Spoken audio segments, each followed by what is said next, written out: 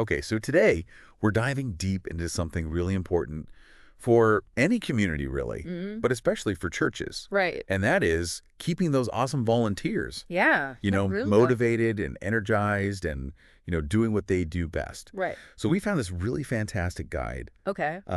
called Keeping Volunteer Motivation High. Interesting. And we're going to dig through it and see what kind of golden nuggets we can pull out for you. Awesome. So if you are part of a church community, Mm-hmm. or really any community, or even if you're just interested in how in the world we can keep volunteers motivated and happy, Right. I think you're really going to like this deep dive. Yeah, absolutely. I mean, motivated volunteers, they're really the backbone of any church. Yeah. They're the ones who are going that extra mile, Yeah. bringing all this new energy, Yeah. fresh ideas, Yeah, for sure. but keeping them motivated.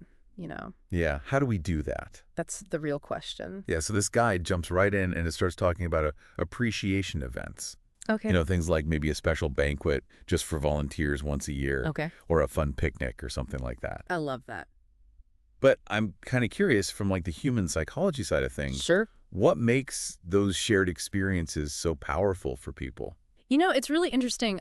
Yeah. It really all comes back to our need to belong. Okay. We're social creatures. Right. When you create these shared memories, Mm-hmm. fun experiences together, it strengthens the connection, Yeah. that volunteers have, not just to each other, Right. but to the community as well, to the church. Okay. Yeah, that makes sense. It's a chance for them to step away from the day-to-day tasks Mm-hmm. to just relax and enjoy each other's company. Yeah, and celebrate together. Yeah. Now, this guide also brings up the classic Volunteer of the Month or Volunteer of the Year award, which honestly Yeah. kind of feels a little, Yeah.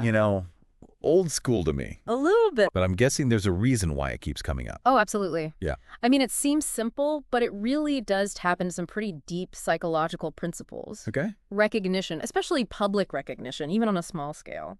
Yeah.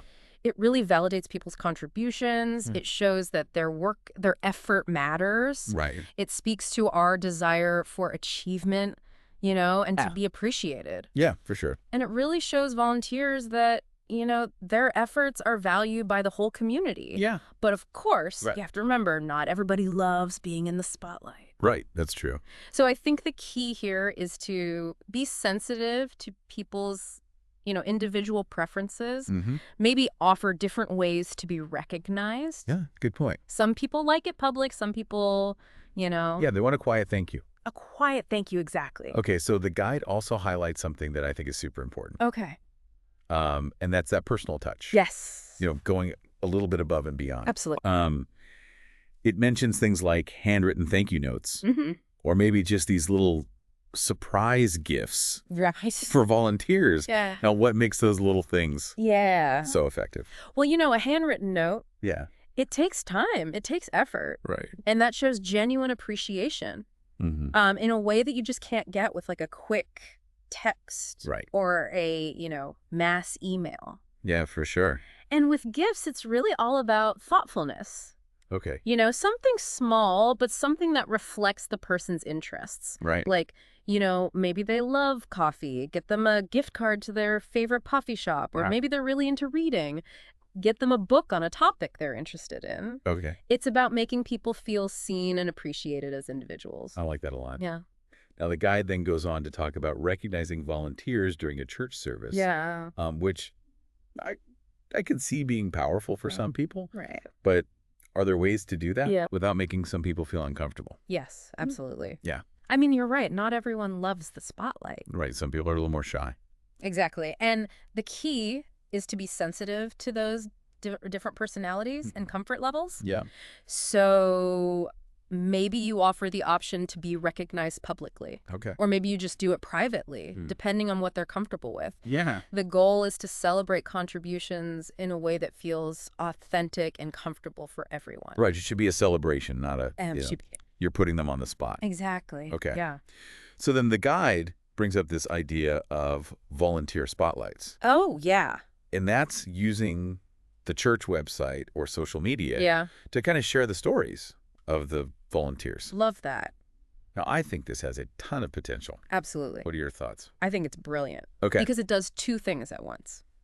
Okay. It recognizes the amazing work that volunteers are doing, Yeah. but it also inspires other people to get involved. Yeah, it's like a ripple effect. Yeah, It's like, hey, look at these awesome people. exactly. Look at what they're doing. And you can do it too. Right. Yeah. And I love the idea of maybe doing like video interviews or like a Yes. day in the life kind of feature, I love that. where you follow a volunteer around and see what they're actually doing. Yeah. And it really gives people a glimpse Just into, makes it real. yeah. Yeah. And it really helps build that culture of appreciation Right. and encouragement. Absolutely. Yeah. So now the guide also talks about investing in volunteers through skill development. Yes. And this could be things like offering workshops or even bringing in a guest speaker to share their expertise. I love that. Yeah. Why is this so important for keeping volunteers not just, Yeah. happy, but really engaged? Well, when you provide opportunities for growth, Mm-hmm. it shows that you value their time. You value their commitment. Right. You're not just saying, No, hey, no. come help us. Right. You're saying we want to help you grow. Exactly.